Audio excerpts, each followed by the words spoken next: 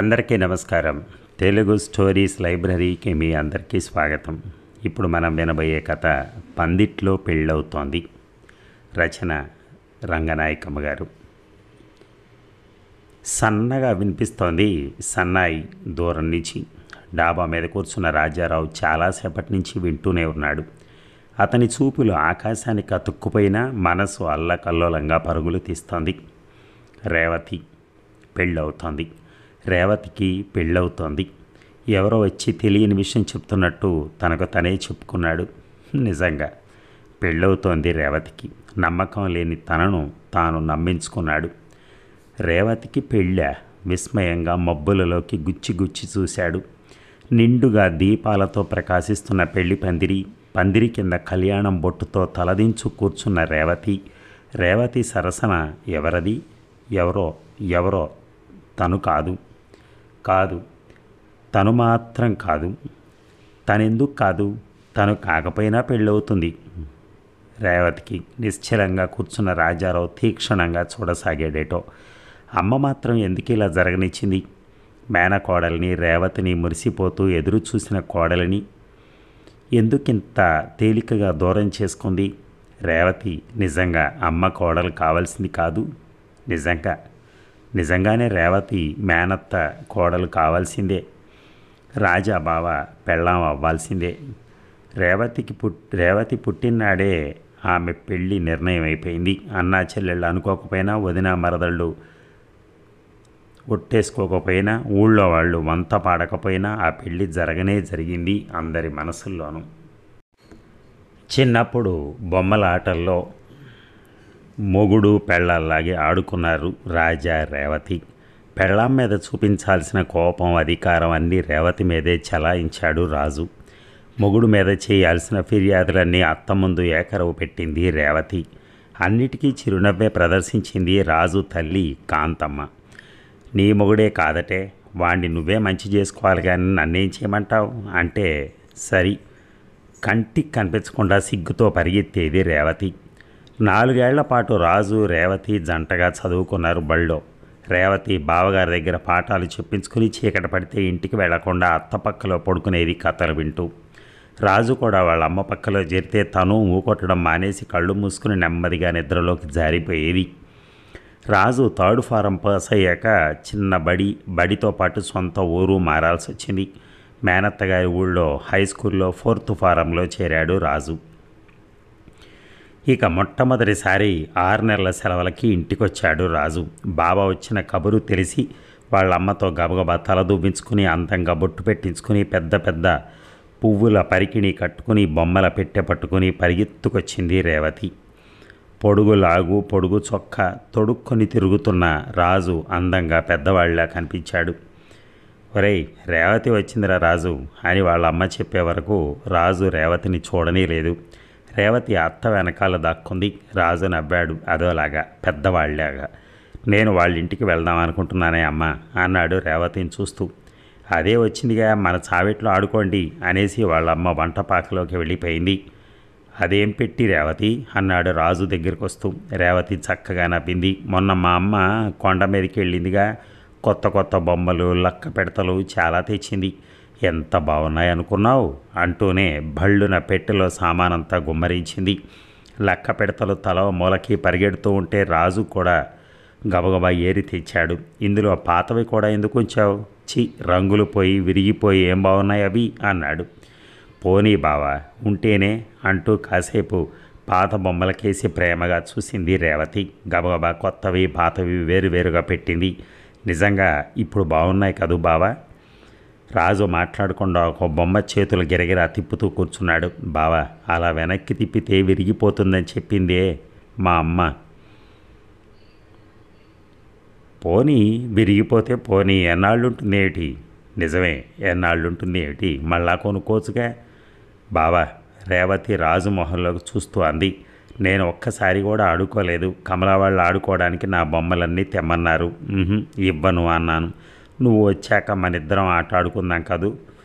ఆడుకుంటాం కదా, వాళ్ళకి ఎలాగిస్తాను చెప్పు. ఏం బావా, అత్తను అడిగి కొంచెం కందిపప్పు బెల్లం ముక్క తీసుకురానా? ఎంచక్క మనం ఆడుకునే నాళ్ళయిందని చటుక్కన లేచి నిలబడి పొడ్లోంచి ఒక అణాబెళ్ళ తీసి చూపించింది. మనల్ని కొనుక్కోమని మా అమ్మిచ్చింది. ఆట అయిపోయాక చెంచురామయ్య కొట్టుకెళ్ళి కొనుక్కుందామా? నీకు బఠానీలు నచ్చుతాయి కదా, పోనీ ఇప్పుడే కొని తీసుకురానా ఆడుకుందికి? ఇప్పుడేం ఆటలేవే, నేనేమి నీలా ఆడపిల్లను అనుకున్నావా? రాజు నవ్వుతూనే అన్నాడు. మరి నువ్వు నాతో ఆడేవాడివి కాదు, అప్పుడు చిన్నవాణ్ణేగా. విస్మయంగా చూసింది రేవతి. బావ తనతో ఆడుకోడా? పెద్దవాడైపోయాడా? అయితే అడుగుదాం అనుకుంది, ఊరుకుంది. బొమ్మలన్నీ చూశానుగా, పెట్లో పెట్టి కమల వాళ్ళతోనే ఆడుకో, మీరంతా ఆడపిల్లలు కాబట్టి బాగుంటుంది. నెమ్మదిగా పాత బొమ్మలు కొత్త బొమ్మలన్నీ కలిపి పెట్లో వేసి మూతబెట్టింది రేవతి. ఏం చేయమంటావు అన్నట్టు చూసింది. నీ పుస్తకాలు తెచ్చుకోలేకపోయావా? చూసేవాడినిగా, పోనీ సాయంత్రం తెచ్చుకో. అలాగే అన్నట్టుగా తల ఊహించింది. రాజు లేచాడు. నేను మురళి వాళ్ళింటికి వెళ్తాను, నువ్వు మా అమ్మ దగ్గర కూర్చుంటావా? ఆశ్చర్యంగానే చూసింది రేవతి. మురళి వాళ్ళింటికి తను వస్తేనే, ఎన్నిసార్లు బావ తను కలిసి వెళ్ళలేదు. రాజు వీధిలోకి వెళ్ళిపోయాడు. రేవతి అడుగులు అడుగేసుకుంటూ ఇంట్లోకి నడిచింది. అత్త, బావ నాతో ఆడుకోలేదు, నన్ను కూడా తీసుకెళ్ళలేదు అని చెప్పే బుద్ధి వేసింది. అత్త బావని అడిగితే బావకు తన మీద కోపం వస్తే, అదేమే అలా నుంచున్నావు, వాడేడి అంటూ కాంతమ్మ అడుగుతుంటే వినిపించుకోకుండా, మా ఇంటికి వెళ్ళిపోతున్నానత్త అంటూ పరిగెత్తింది. 2 రోజుల వరకు రేవతి రాలేదు. అమ్మ, రేవతి రాదేమే అంటూ 2-3 సార్లు అడిగాడు రాజు. నువ్వు రాగానే అది సంబరపడిపోతూ వస్తే దాన్ని వదిలేసేటో పోయావుగా అంది వాళ్ళమ్మ. ఆ సాయంత్రం వచ్చింది రేవతి. నీకు కోపం వచ్చిందా రేవతి? మా అమ్మ అంటోంది అన్నాడు రాజు. రేవతి నవ్వింది. నాకేం కోపం రాలా. రాజుకి జాలేసింది. రేవతికి ఎన్నో కబుర్లు చెప్పాడు, మరెన్నో కబుర్లు అడిగాడు, రోజూ రమ్మన్నాడు. తెలియని లెక్కలన్నీ చెప్తానన్నాడు. రేవతి అన్నిటికీ సంతోషంగా ఒప్పేసుకుంది. మర్నాడు రాజు రేవతికో లెక్క చేయటానికి ఇచ్చి తను రాసుకోవటానికి ఉపక్రమించాడు. అయ్యో, సిరా లేదు, కలం కడిగి పోసుకుంటాను అన్నాడు. నేను కడిగితేనా బావా అంది రేవతి పలక కింద పెడుతూ. నువ్వు లెక్క చేయవా మరి? తర్వాత చేస్తాగా. కలం కడగటం వస్తుందా నీకు? ఎందుకు రాదు, బాగా కడిగి తెస్తాను. రాజు చేతిలో కలం పట్టుకుని దొడ్లోకి పరిగెత్తింది. ముత్యంలా కడిగి తెచ్చింది. సిరా పోసుకున్నాడు రాజు. రేవతి, కొంచెం సూది దారం తెస్తావా? మారు మాట్లాడకుండా పరిగెత్తింది. ఎంతకీ ఊడిపడని రేవతి కోసం చూసి చూసి విసిగొచ్చింది రాజుకి. అమ్మ, రేవతి సూది తెస్తానని పోయింది, ఏమైందే అంటూ గావు కేక పెట్టాడు ఇంట్లోకి. బాగుందిరా, అదెక్కడ తెస్తుంది? మొన్న పాత గుడ్డలు గుట్టి ఎక్కడ పెట్టానో ఏమో కనిపించలేదన్నాను, మళ్ళా నీ దగ్గరికి రాలేదా అని అడిగింది. ఒగుర్చుకుంటూ పరిగెత్తుకొచ్చింది రేవతి. సూది వెంట బారెడు దారం వేలాడేసుకుని. అత్త లేదంది బావా, మా ఇంటికి వెళ్ళాను, అమ్మిచ్చింది, గమ్మున వచ్చేసాను కదూ. రాజుకు మళ్ళా జాలేసింది. సూది అందుకున్నాడు. రేవతి దగ్గర కూర్చుంటూ అడిగింది. ఎందుకు బావా నీకు సూది? ఎందుకు అనుకుని తెచ్చావు? ఏమో నాకేం తెలుసు, నువ్వు కావాలన్నావని తెచ్చాను.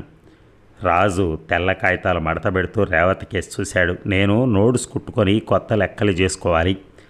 లెక్క సంగతి గుర్తొచ్చింది రేవతికి. పలక ఒళ్ళో పెట్టు కూర్చుంది. కాంతం మీద పని మీద గదిలోకి వచ్చింది. ఒరేయ్, పుస్తకాలన్నీ ఎంత చిందరవందరగా ఉన్నాయో చూసుకున్నావా? కాస్త సర్దుకోరాదు, మళ్ళా రాసుకుందు కానీ అంది మందలింపుగా. రేవతి ఒళ్ళో పలక మళ్ళా కింద పడేసింది. నువ్వు పుస్తకం కుట్టుకో బావా, లెక్కలు చేసుకోవాలన్నావుగా, నేను సర్దుతాలే అంటూ లేచింది. నువ్వు లెక్క చేయాలిగా, కూర్చో, నేను సర్దుకుంటాలే. నువ్వు పుస్తకం కుట్టుకోకపోతే మీ మాస్టర్ కొడతారు కానీ నేను లెక్క చేయకపోతే నువ్వు కొడతావా ఏంటి అంది. నవ్వింది రేవతి.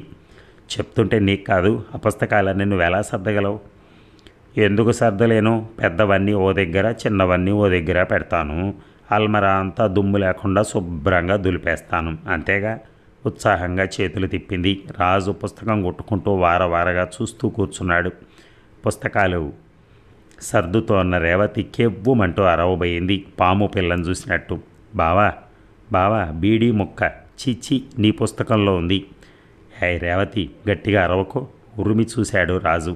పిల్లి పిల్లల దగ్గరికి వచ్చింది రేవతి. భయంగా అడిగింది. నువ్వు బీడీలు కాలుస్తావా బావా? కాలిస్తే తప్పేం లేదు. తప్పు లేదు, అత్తకు తెలిస్తే తిట్టదు. ఎలా తెలుస్తుంది, నువ్వు చెప్తావా? "ఆ, ఎందుకు చెప్పను, నువ్వు తప్పు పని చేయటంలా." చెంగున పరిగెత్తింది ఇంట్లోకి. "అత్త, అత్త, రేవతి" అంటూ వెంటపడ్డాడు రాజు. "ఏమిట్రా గోల, ఏమైంది, ఎందుకే అలా అరుస్తావు?" "చూసావా అత్త, బావా." బావ కేసి చూసింది రేవతి. బావ చూపుల నిండా అంతులేని దీనత్వం, మొహం అంతా పొంగుకొస్తున్న దుఃఖం. మూగవాడిలా కనిపించాడు బావ. కళ్ళతోనే అర్థించాడు బావ. "ఏమిటి అలా నిలబడ్డావు, ఏమన్నాడు బావ?" "ఏమీ అనలేదత్త, కాసిని మంచినీళ్ళు తెమ్మన్నాడు." రాజు పరిగెత్తుకుని వెళ్ళిపోయాడు చావిట్లోకి. రేవతి మంచినీళ్ళ గ్లాస్ పట్టుకుని నెమ్మదిగా నడుచుకుంటూ వెళ్ళింది. గ్లాస్ అందుకుని నీళ్ళన్నీ గడగడా తాగేశాడు రాజు. "రేవతి, కూర్చోవే." "నీకు కోపం వచ్చిందా బావా?" "చీ లేదు, నువ్వు చెప్పలేదుగా." "చెప్పను బావా, ఎప్పుడూ చెప్పను." నిశ్శబ్దంగా కూర్చున్న రేవతి మనస్సు కుదుట పడలేదు. "బావా, నువ్వు బీడీలు కాల్చడం మానేస్తే బాగుండదు." "మానేస్తాను రేవతి, తప్పకుండా మానేస్తాను, ఇంకెప్పుడూ కాల్చనుగా." "అవునా బావా, చుట్టలవి కాలిస్తే జబ్బు చేస్తుందట కదా." "నిజమే, నాకు తెలుసు." "వసే రేవతి, అస్తమాను ఇక్కడే కూర్చుంటే మీ అమ్మ తిట్టదంటే?" అంటూ వచ్చింది కాంతమ్మ. "నీ చదువు సంధ్యలు మానుకుని వాడితో నీ తిరుగుడేమిటే? చేతికందిన ఆడపిల్లవి, తల్లికి కాస్త సాయం లేకపోతే ఎలాగా?" అత్త కసురుతుంటే బిక్కమొహం వేసింది రేవతి. ఇక స్కూల్ ఫైనల్ పాస్ అయ్యాడు రాజు. రేవతి చదువు థర్డ్ ఫారంతో ముగిసిపోయింది. మాలతి హై స్కూల్లో చదువుతోంది. "నువ్వు చదువుకుంటే బాగుంటుంది రేవతి" అన్నాడు రాజు. రేవతి ఆ మాట వాళ్ళ అమ్మతో చెప్పింది. ఆవిడ ఒప్పుకోలేదు. వాళ్ళ ఊళ్ళోనే పెద్దబడింది కాబట్టి మాలతి చదువుకుంటోంది. వాళ్ళ మేనత్త ఇల్లే కాబట్టి రాజు కూడా వెళ్ళి చదువుకున్నాడు. "నిన్ను చదువుకుందుకు వాళ్ళ ఇంటికి పంపితే ఏం బాగుంటుంది, అయినా ఎంత చదివినా మాత్రం ఏం చేయాలి లేదు" అని కూతురు మాట తోసి పారేసింది. "పెద్ద చదువు చదువుకోకపోతే పెళ్ళి కాదని భయమా ఏమిటే? నీ రాజు బాగుండనే ఉన్నాడుగా" అంటూ నవ్వేసింది. రేవతి మాట్లాడలేదు. బావ చదువుకుంటున్నాడుగా, తర్వాత బావ దగ్గరే తను చదువుకుంటే సరి. కానీ కాలేజీ చదువుకుంటున్న రాజు బావ దగ్గరికి పైటలు వేసుకోవటం ప్రారంభించిన రేవతి మునుపటిలా వెళ్ళలేకపోయింది. బావ నిజంగా పెద్దవాడయ్యాడు. బావే కాదు, తను పెద్దదైంది. సరదా వేస్తే చీరలు కూడా కట్టుకుంటోంది. చిన్నపిల్లల దగ్గర నిలబడి అలా మాట్లాడుతుంది. రాజు కూడా రేవతితో చనువుగా మసలటం చాలా వరకు తగ్గించేశాడు. చిన్నప్పుడు గడిపిన రోజులవి మర్చిపోకపోయినా వాటికేమంత ప్రత్యేకత లేదు రాజు దృష్టిలో. రాజు కాలేజీ నుంచి ఎప్పుడు ఇంటికి వచ్చినా అతనికి సదుపాయాలవి చూసే బాధ్యత రేవతి మీదే పడేసేది కాంతమ్మ. రాజుకు పొద్దుటే కాఫీ టిఫిన్లు కావాలి. బస్తీలో బాగా అలవాటు చేసుకున్నాడు. కూరలు కూడా ఎప్పట్లాగా వండి పెడితే ఇష్టంగా తినటం మానేశాడు. మధ్యాహ్నం 3 వేడివేడి టీ కావాలి. ఆ సదుపాయాలన్నీ రేవతి మూలంగానే జరుగుతున్నాయని రాజుకు తెలియని విషయం కాదు. తల్లి అనారోగ్యపు మనిషి, పైగా పూజలు పునస్కారాలు. ఆవిడ ధోరణి ఆవిడది. ఒక్క కాఫీ టిఫిన్ల వరకే కాదు, రాజు బయటికి వెళ్ళగానే అతని గదంతా అద్దంలా సర్ది పక్క దులిపి తలుపులు వేయటం, బస్తీ చాకలికి బట్టలు వేసి తిరిగి ఇస్త్రీ బట్టలు పద్దు చూసి పెట్టులో సర్దటం లాంటివి పనులన్నీ రేవతి ఎవరూ చెప్పకుండానే చేస్తుందని కూడా తెలుసు. "రేవతి, కొంచెం మంచినీళ్ళు తీసుకొస్తావా?" అని రాజు అడిగితే నిశ్శబ్దంగా నీళ్ల గ్లాసు అందిస్తుంది. "అబ్బాయి స్నానం చేస్తున్నాడా అమ్మ?" అని కాంతమ్మ హెచ్చరించే లోపలే పీట ముందు సమస్తం వడ్డించి తలుపు వెనక్కి తప్పుకుంటుంది. తనలో తను రాజు నవ్వుకునే నవ్వు భావమోహంలో కనిపించే ఆ కాంతి చాలు రేవతి తృప్తికి. "రేవతి, నా మూలంగా నువ్వు చాలా శ్రమ పడుతున్నావు." నిద్ర లేచేసరికి వేడి వేడి టీ ఫ్లాస్క్ టేబుల్ మీద పెట్టి వెళుతున్న రేవతిని చూస్తే ఏదో అభిమానం పొంగుకొచ్చింది రాజుకి. రేవతి చేసే పనులకు మెచ్చుకోవటం అలా ఉంచి కనీసం కృతజ్ఞతాభావాన్నైనా వెల్లడించలేదు ఎప్పుడు. ఆ రోజు అప్రయత్నంగానే అనేశాడు ఆ 4 మాటలు. సిగ్గుపడ్డట్టుగా తలదించేసుకుంది రేవతి. రాజు మంచం మీద నుంచి లేచి కొంచెం దగ్గరికి వెళ్ళాడు. "అస్తమాను నా కోసం ఏదో చాకిరీ చేస్తుంటే నీకు విసిగేయట్లేదా?" అడగాలనిపించి అడిగాడు. అవేం మాటలు, మందలిస్తున్నట్టు చూసింది. "నిజంగానే రేవతి, నువ్వు ఇలా యాతన పడుతుంటే నాకే సిగ్గు వేస్తోంది. అమ్మకి చేయటం రాకపోతే మానేయమని చెప్తాను, ఏం పర్వాలేదు." "బావా."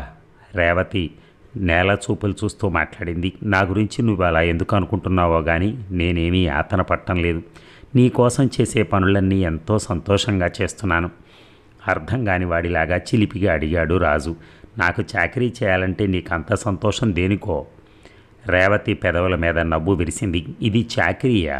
మరి నీ సుఖం కోసం, నీ సంతోషం కోసం చేసే పని చాకిరీ ఎలా అవుతుంది బావా?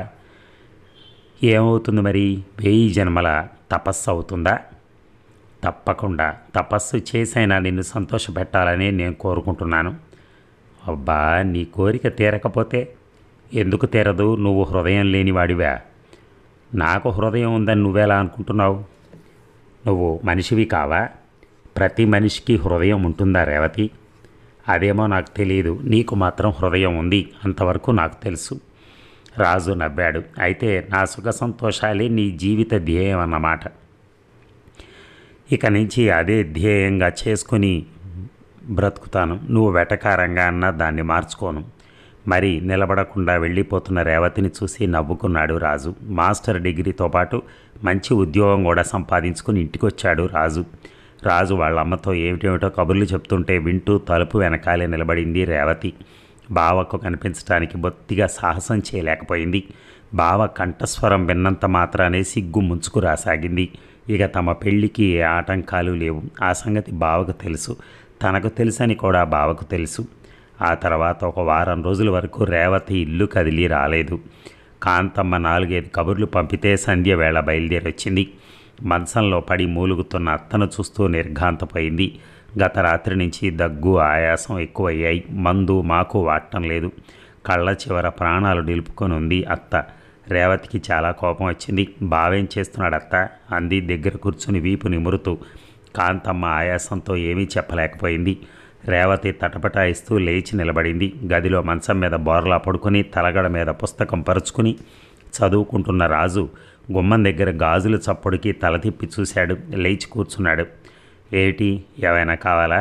చాలా రోజుల తర్వాత రేవతిని అంత దగ్గరగా చూస్తూ పలకరిస్తుంటే రాజు కూడా తడబాటు కలిగింది. రేవతి నేల చూపులు చూస్తూనే అంది, అత్తకి ఒంట్లో బాగాలేదు, నీకు తెలియదా?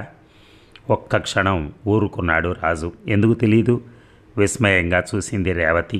తెలిసి ఊరుకున్నావా? ఏం చేయాలి? ఏం చెయ్యాలా? తెలియకే అడిగావని చెప్పనా? జబ్బు వస్తే మందు మాకు లేకుండా? మందు దీనికి? అమ్మ దగ్గర తాయెత్తుందిగా. అర్థం కానట్టుగా చూసింది రేవతి. అమ్మ నీకేం చెప్పలేదా? దారైపోయే వెధవ మాటలు నమ్మి 5 రూపాయలు ఇచ్చి తాయెత్తుకుంది. మనందరికీ పట్టిన శనిపోతుందట. నేను ఎన్నో విధాలా చెప్పాను, వినలేదు. సరే, ఆ తాయెత్తు కాస్త మెడలో కట్టుకుని అర్ధరాత్రి లేచి తలారా చన్నీటి స్నానాలు ప్రారంభించింది.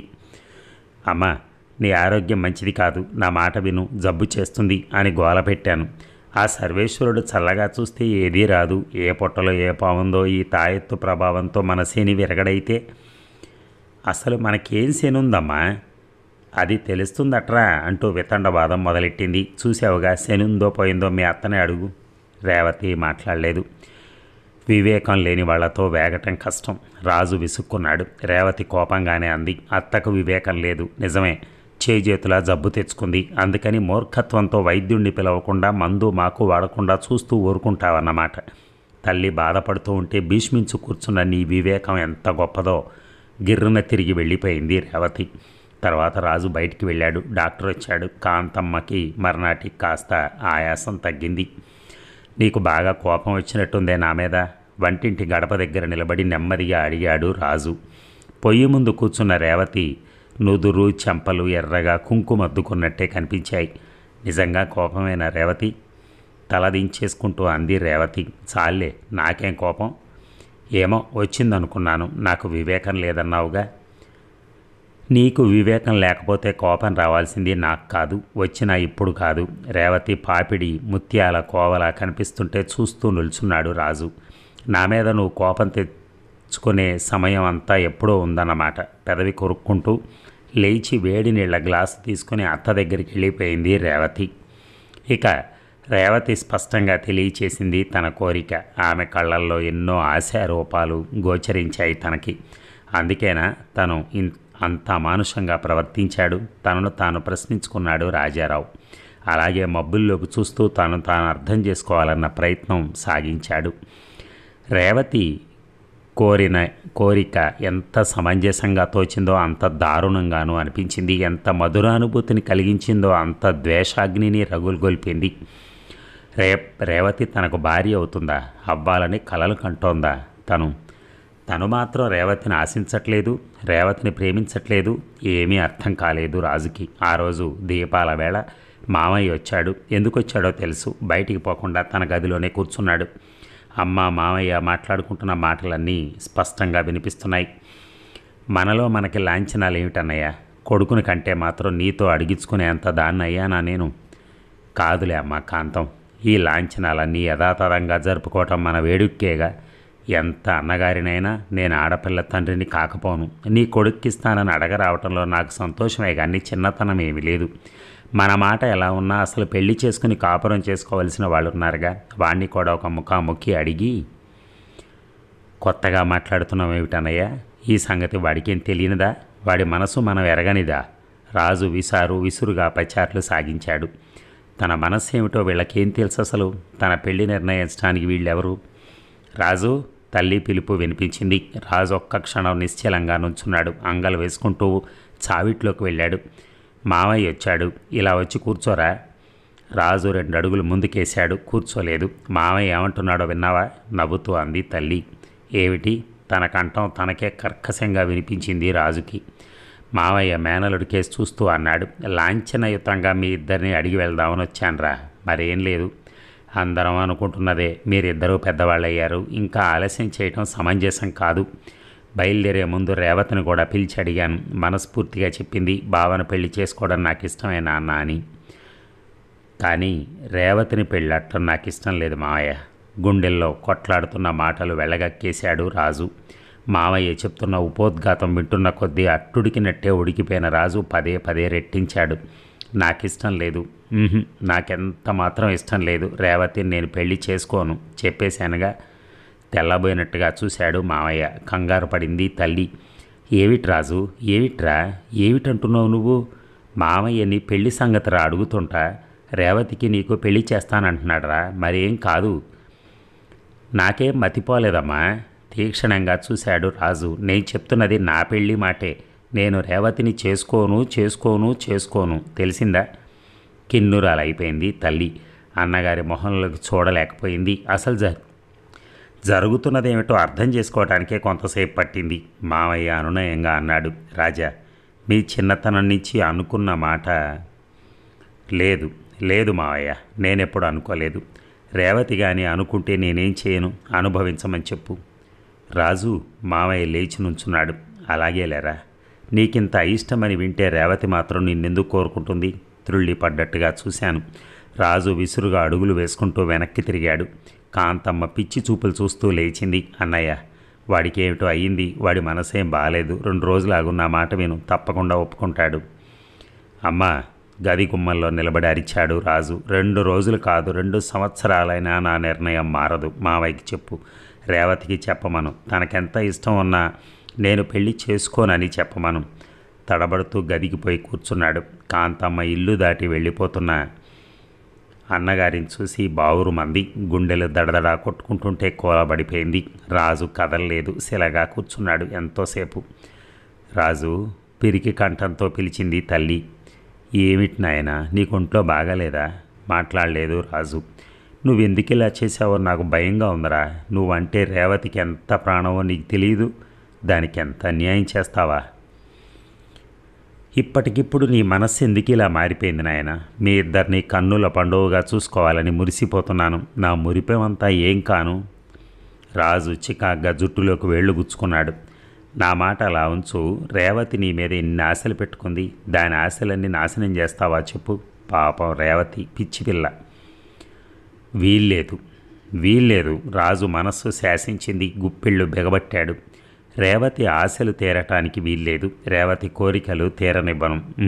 ఎర్రటి గుడ్లతో కర్కశంగా కనిపిస్తున్న రాజు ముఖం చూస్తే భయం వేస్తోంది తల్లికి. రాజు తీక్షణంగా చూశాడు తల్లికేసి. రేవతికి తనంటే ఇష్టమా? తన మీద ఎన్నో ఆశలు పెట్టుకుందా? అవన్నీ తనే తీర్చాలంటుందా అమ్మ? తన కోరికలన్నీ ఎవరు తీర్చారు? తన ఇష్టం ఏమిటో ఎవరు గ్రహించారు? మాలతి అంటే ఎంత ఇష్టం తనకి, ఎంత ప్రాణం తనకి. మాలతి తనకు దూరం అవుతుంటే ఏం చేసింది ఈ అమ్మ? మాలతి మీద తనకున్న కోరిక ఎందుకు పట్టించుకోలేదు ఈ అమ్మ? తన కోరిక తీరలేదు, రేవతి కోరిక ఎందుకు తీర్చాలి? తనని మాలతే లక్ష్య పెట్టలేదు, తను రేవతిని ఎందుకు లక్ష్య పెట్టాలి? ఎవరి ఆశలు ఎవరు నెరవేర్చగలరు? మాలతి రాజు మనసు అర్థం చేసుకుందో లేదో, అర్థం చేసుకునే అంత నిర్లక్ష్యం చేసిందో నిజంగా రాజుకు తెలియదు. అసలు మాలతి పెళ్ళి అంత తొందరగా అయిపోతుందని కూడా ఎవ్వరూ అనుకోలేదు. పట్నంలో కాలేజీలో చేరిన మొదటి సంవత్సరంలో వరుసగా 5-6 రోజులు సెలవులు వస్తే ఇంటికొచ్చాడు రాజు. రాజు రాక కోసం ఎదురు చూస్తున్నట్టుగా సంబరపడింది వాళ్ళమ్మ. నీకు కార్డు ముక్క రాసి పడేద్దామా అంటే రోజులేవి? నాకు మొన్న సాయంత్రమే వచ్చింది కబురు. నీకు తెల్లబట్టలు అవి ఉన్నాయా? అన్నీ చూసుకుని అన్నీ మాపుకుని తెచ్చావా అంది. అతను అసలు సంగతి ఏమిటో అర్థం కాలేదు రాజుకి. ఎక్కడికమ్మా వెళ్ళేది అన్నాడు. మాలతికి పెళ్ళి కుదిరింది కాదురా, రేపు రాత్రికే ముహూర్తం. మనం ఇవాళైనా బయలుదేరి వెళ్ళకపోతే బాగుండదు.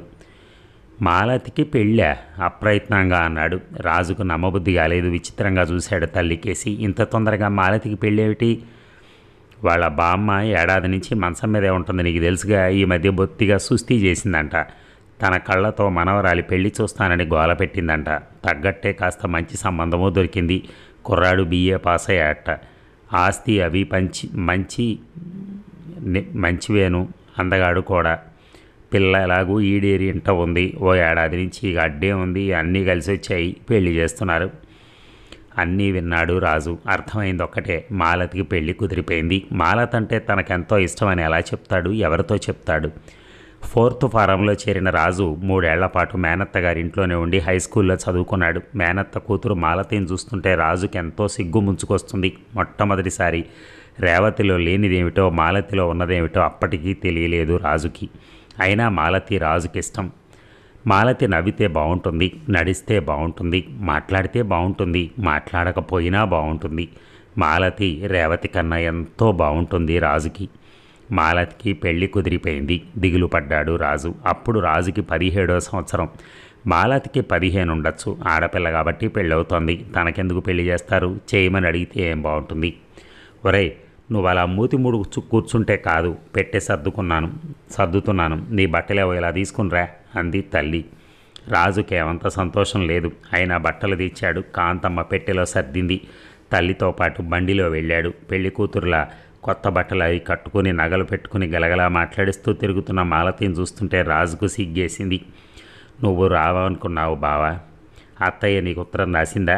మంచివాడివి, చక్కగా వచ్చావు అంది నవ్వుతూ. ఏం మాట్లాడలేదు రాజు. రాత్రి ముహూర్తం వేళ పెళ్ళంతా చూశాడు రాజు. మాలతి నవ్వుతూనే కూర్చుంది. మంగళసూత్రాలు కట్టించుకుంది, తలంబరాలు పోయించుకుంది. తను గబగబా పోసింది. అతని వెనకాతల అగ్నిహోత్రం చుట్టూ తిరిగింది. చిన్న కారులో ఎక్కి అతని పక్కన కూర్చుని విడిదింటికి వెళ్ళిపోయింది. పందిట్లో ఎక్కడి వాళ్ళు అక్కడ లేచిపోయారు. అంతా ఖాళీగా అయిపోయింది. స్తంభాన్ని ఆనుకుని అలాగే నిల్చున్నాడు రాజు. పెళ్లిపీటల మీద ఒలికిన తలంబరాలతో ఆడుకుంటున్నారు చిన్నపిల్లలు. ఆ పెళ్లి అరుగుకేసి చూస్తుంటే తన కోరిక ఏమిటో తనకు తెలిసింది రాజుకి. మాలతిని తనే చేసుకోవాల్సింది. నిజంగా తనే పెళ్లి చేసుకోవాల్సింది. ఇంట్లోకైనా వెళ్లకుండా అప్పటికప్పుడే బయలుదేరి 7-8 మైళ్ళు నడిచి తెల్లారేసరికి ఇంటికి వచ్చేశాడు. ఇంటి తాళాలు తల్లి దగ్గరే ఉన్నాయి. మామయ్య గారింటికి వెళ్ళాడు. మాలతి అక్కయ్య పెళ్ళికి వెళ్ళలేదా బావా? అప్పుడు ఎలా వచ్చేశావు అంది రేవతి. అదేమన్నా నా పెళ్ళా నేను ఉండడానికి అన్నాడు రాజు కసిగా. కాంతమ్మ కంగారుపడి సాయంత్రానికే ఇంటికి వచ్చేసింది. రాజుని చెడామడా చివాట్లు వేసింది. వచ్చేవాడివి నాతో ముక్క చెప్పి రాకూడదు అంది. నీ గురించి భయపడి వచ్చేశాను కానీ ఈ రాత్రికే మాలతికి శోభనం. అత్తయ్య మరీ ఉండమని గొడవ చేసింది. నాకు ఉండాలనే ఉంది. నీ కబురు వినకుండానే లేచిపోయాడు రాజు. తర్వాత గడిచిన 5-6 ఏళ్లలోనూ మాలతిని గురించి వింటూనే ఉన్నాడు. ఎప్పటికప్పుడు మాలతి అత్తారింటికి వెళ్తోందని ఒకసారి, వాళ్ళ ఆయన్నే పండగ తీసుకొచ్చారని ఒకసారి, వాళ్ళిద్దరూ మద్రాసు ఎక్కడికో వెళ్ళొచ్చారని ఒకసారి, మాలతి కడుపుతో ఉందని ఒకసారి, మగపిల్లాన్ని కందని ఒకసారి, మాలతి 3 పిల్లల తల్లి అయిందని ఒకసారి. ఇక రాజు మాలతిని ఎన్నడూ మర్చిపోలేదు. మర్చిపోవడానికి కూడా ప్రయత్నించలేదు. కావాలని ఎన్నోసార్లు గుర్తు తెచ్చుకుని బాధపడ్డాడు. తన ఇష్టాన్ని ఊహామాత్రంగానైనా అర్థం చేసుకొని మాలతి మీద విపరీతమైన ద్వేషం కూడా ఉంది రాజుకి. పెళ్ళయ్యాక మాలతిని చూడలేదు. చూసే అవకాశం వచ్చినా తప్పించుకున్నాడు. ఓ సంక్రాంతి పండక్కి మాలతిని తీసుకొచ్చి పసుపు కుంకాలు పెట్టి పంపించాలనుకుంటున్నానని తల్లి రాసిన ఉత్తరం చదువుకున్న రాజా ఆ సెలవుల్లో ఇంటికే రాలేదు. మాలతి వచ్చి వెళ్ళిందని మాత్రం తెలుసుకున్నాడు. రేవతి రాజుకు దగ్గర అవుతున్న కొద్దీ రాజు మాలతికే చేరువయ్యాడు. మాలతి స్మృతిని అధికం చేసుకున్నాడు. ఏం ప్రయోజనం? తన వేదన ఏమిటో మాలతికి తెలుసా? అమ్మకు తెలుసా? రేవతికి తెలుసా? ఎవరు తనను అర్థం చేసుకోవాలని ప్రయత్నించారు? ఎవరు తన కోరిక తీరలేదని బాధపడ్డారు? రాజు దృఢంగా తల తాటించాడు. ఎందుకీ పెరికితనం? పశ్చాత్తాపంతో మగ్గిపోవలసిన అవసరం తనకేం లేదే. రేవతి కోరిక తీర్చి ఆవిడ ఆశలన్నీ సఫలం చేసే బాధ్యత తనకెంత మాత్రం లేదు. అవును, తర్వాత వారం 10 రోజుల్లోనే రేవతికి పెళ్లి సంబంధం కుదిరింది. రాజు విన్నాడు, ఊరుకున్నాడు. అమ్మ, రేవతి మన ఇంటికి ఎప్పుడైనా వస్తుందా అని అడగాలనుకున్నాడు ఒకసారి. నోరు పెగలక ఊరుకున్నాడు. రేవతి పెళ్లికి ముహూర్తం కూడా పెట్టారు. అది విన్నాడు రాజు. పొయ్యి ముందు కూర్చున్న వాళ్ళమ్మ అస్తమాను కళ్ళు తుడుచుకోవడం చూశాడు. ఒక నిమిషం గడప దగ్గరే నిలబడ్డాడు. తల్లి పలకరించలేదు. కొన్నాళ్ల నుంచి ఆవిడ కొడుకుతో సరిగా మాట్లాడటం లేదు. ఉద్యోగానికి సెలవెందుకు పెట్టావన్న సంగతి కూడా అడగలేదు. పని పాటు లేకుండా ఇంటి దగ్గర ఎందుకుంటున్నాడో పట్టించుకోలేదు. అమ్మ అంత ముభావంగా ఉంటూ ఉంటే రాజుకి చాలా కష్టం వేసింది. తనేం చేయాలి? అమ్మ కోసం ఎలా? అమ్మ కోపం ఎలా పోతుంది? రేవతిని పెళ్లి చేసుకోవాలా? ఎందుకు చేసుకోవాలి?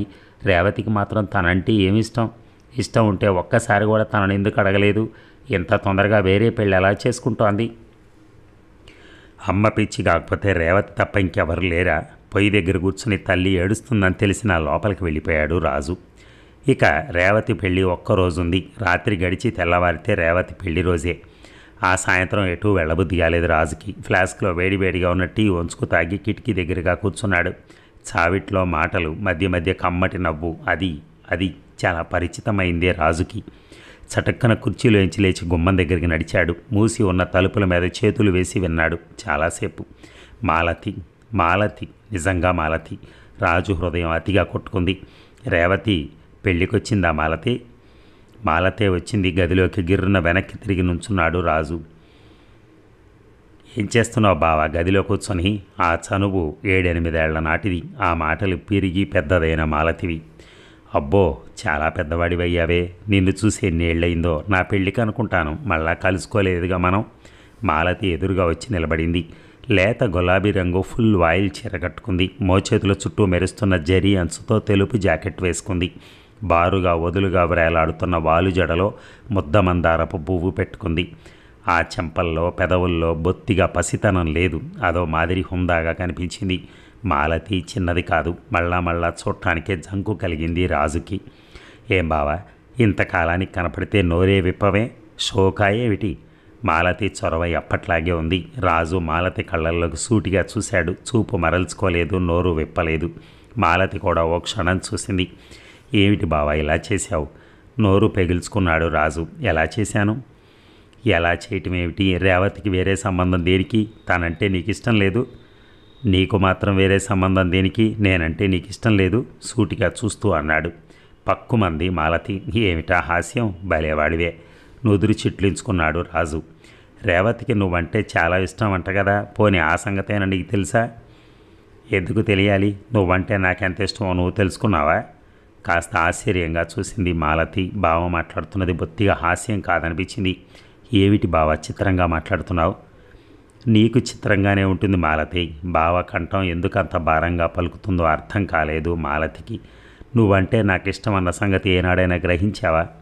విస్మయంగా చూసింది మాలతి. నవ్వుతూ అంది. నేనంటే నీకు చాలా ఇష్టమా బావా? అయితే నువ్వే నన్ను పెళ్లి చేసుకోలేకపోయావా? వెటకారం చేస్తున్నావా? మళ్ళా నవ్వింది మాలతి. వెటకారం దేనికి? ఎదురు మేనరికం చేయనని మన చిన్నతనంలోనే మా అమ్మ అనుకుందట. అదీగాక నువ్వు నాకన్నా 2 ఏళ్లే కాబోలు పెద్దవాడివి. నా పెళ్ళికి నువ్వు ఎంత చిన్నవాడిగా ఉన్నావో తెలుసా? బొత్తిగా మీ అమ్మ కొంగు పట్టుకు తిరిగే కుర్రాళ్ళ ఉన్నావు. స్తంభానికి ఆనుకుని నుంచుని పెళ్ళంతా చూసావు కదూ. నీకలా పెళ్లి చేసుకుంటూ ఉంటే ఏడుపు రాలేదా? బాగా ఇష్టమైందా? నిజంగా నువ్వు ఇప్పుడు కూడా పసివాళ్ళలాగే మాట్లాడుతున్నావు బావా. కళ్ళతో నవ్వింది మాలతి.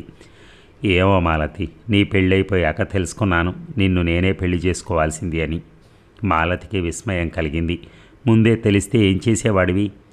అవును, ముందే తెలిసినా ఏమీ చేయలేకపోయేవాడిని. నా మనసులో కోరిక ఎవరూ గ్రహించలేదు. కనీసం నువ్వు కూడా. నా మీద నిష్ఠూరం వేస్తున్నావు కదూ. ఏం ప్రయోజనం? నా కోసం నువ్వేం బాధపడతావా? మాలతికి ఏం మాట్లాడాలో తోచలేదు. నిన్ను సోదరిగా భావించుకోవాలని చాలా ప్రయత్నం చేశాను మాలతి. నా వశం కాలేదు. నా ఆత్మను నేను వంచుకోలేకపోయాను. నీతో నేను మానసికంగా అన్ని అనుభూతులు పొందగలిగాను అంటే అతిశయోక్తి కాదు. నువ్వు పెళ్లి కూతురుగా ఉన్నప్పుడు నేను పెళ్లి కొడుకుని అయ్యాను. నువ్వు తల్లి అయినప్పుడల్లా నేను తండ్రిని అయ్యాను. నా హృదయంలోనే ఒక ఇల్లు కట్టుకుని నిన్ను ఇల్లాలించేసుకున్నాను. నీ స్మృతులతో ఎన్నో అనుభవాలు పొందుపరుచుకుంటూ వచ్చాను. తనేం వింటుందో అర్థం కాలేదు మాలతికి. అంత అకస్మాత్తుగా నీకు పెళ్ళవుతుందని నేను అనుకోలేదు మాలతి. నీ పెళ్లి వరకు నాకే అర్థం కాని నా మనస్సు నీకెలా తెలియచేను?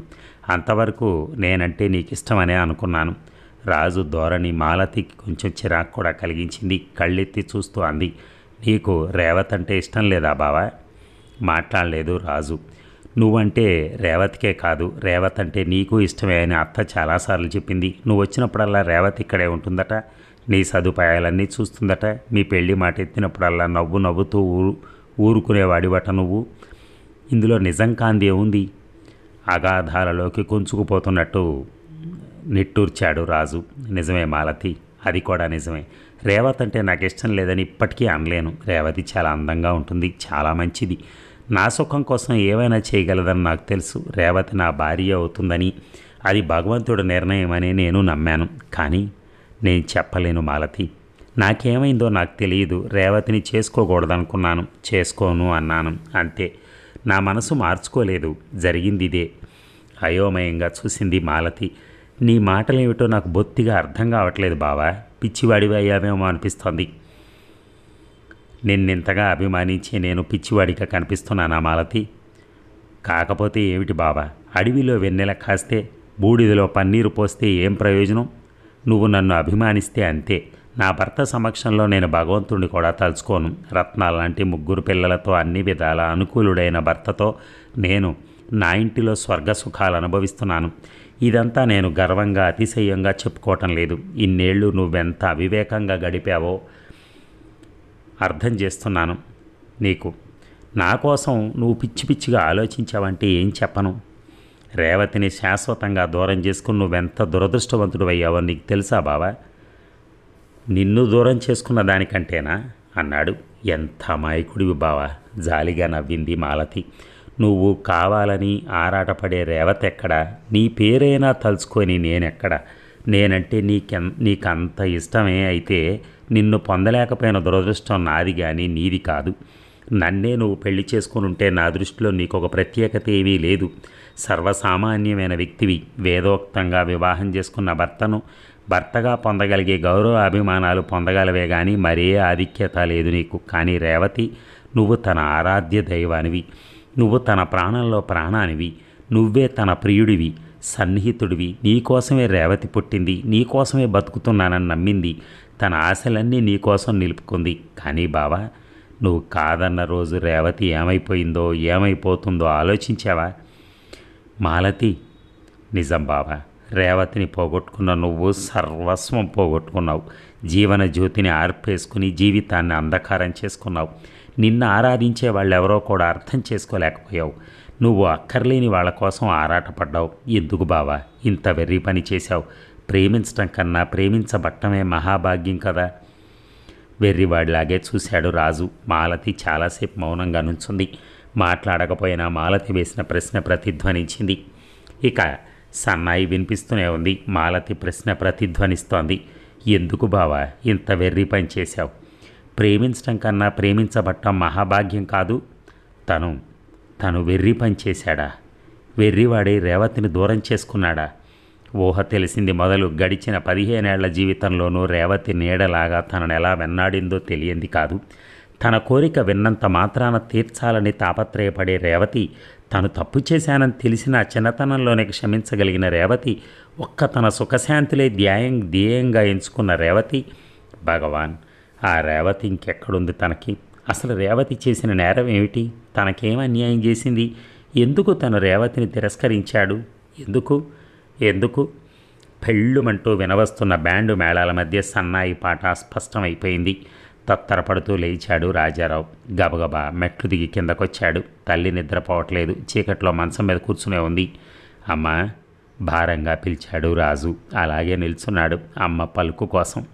ఆవిడ వెక్కి వెక్కి ఏడవటం వినిపించింది. నెమ్మదిగా అడుగులు కదిల్చాడు. నువ్వు శాసించలేకపోయావా అమ్మా? మెట్టు దిగి వీధిలోకి నడిచాడు. నడక వేగం హెచ్చించాడు. పెళ్లి పందిరి దేదీప్యమానంగా కనిపించింది. పురోహితుల మంత్రోచ్చారణ విస్పష్టంగా వినిపించింది. అడుగు ముందుకు సాగలేదు. ఆగిపోయాడు రాజు. చూశారా, అవకాశం పోతే వస్తుందా అండి? ఆ రోజున వద్దన్నాడు. ఈ రోజున అందరూ చెప్తుంటే పరిగెట్టాడు. కానీ తల్లి ఏమో ఇంట్లో కూర్చొని ఏడుస్తోంది. ఇతనేమో రోడ్లమ్మట పరుగులు ఎడుతున్నాడు. ఏం పరుగులు ఎట్టినా ఏముందండి? మనం ఒక్కసారి అవకాశం చేజార్చుకున్నాక ఇంకా మనం దాని గురించి ఆశపడటం వేస్ట్. జరగాల్సినవన్నీ జరిగిపోతూనే ఉన్నాయి. జీవితం అంటే అంతే. క్షణకాలం మనం తీసుకునే నిర్ణయాలు మన జీవితాన్నే మార్చేస్తూ ఉంటాయి ఒక్కొక్కసారి. అది మనకు అర్థం కాదు. మనకు అర్థమయ్యే నాటికి మొత్తం జరిగిపోతుంది. మొత్తం మిగలదు, మన దగ్గర ఏం మిగలదు ఇంకా. అటువంటి డెసిషన్లు మనం తీసుకునేటప్పుడు 1కి 10 సార్లు ఆలోచించటం, ఒక మనిషి చెప్తుంటే వినటం, అమ్మ కానీ అన్నయ్య కానీ తమ్ముడు కానీ చెల్లి కానీ ఎవరైనా చెప్తుంటే వినటం, విని దానికి తగ్గట్టుగా ప్రవర్తించడం అనేది ఎవరైనా మంచే కోరుకుంటారు, ఎదుటివారి మంచి. అందులో కుటుంబం పక్కాగా కోరుకుంటుంది. వాళ్ళ మాటలు కూడా వినకుండా నేను చేసుకోను అని ఒక చిన్న పిల్లాడి పంతంలాగా పెట్టుకుని చివరికి ఎవ్వరికీ కాకుండా దూరం అయిపోయాడు. చూసారా ఎంత గొప్ప, నిజంగా చాలా గొప్ప లవ్ స్టోరీ అందరి మధ్యలో. ఆ అమ్మాయి ఎంత ఆరాటపడింది తన్ని చేసుకోవాలని చిన్నప్పటి నుంచి. బట్ స్టిల్ అదంతే. ఎవరైనా మగవాడు పరిగెడుతూ ఉంటాడు ఆడవాళ్ళ వెనక. అక్కడ ఆడాము పరిగెడితే ఈయన కామైపోయాడు. ఈయన చేసుకోలేకపోయాడు. ఆ అదృష్టం ఈయనకు లేదు. అంతే. Thank you very much. ధన్యవాదాలు.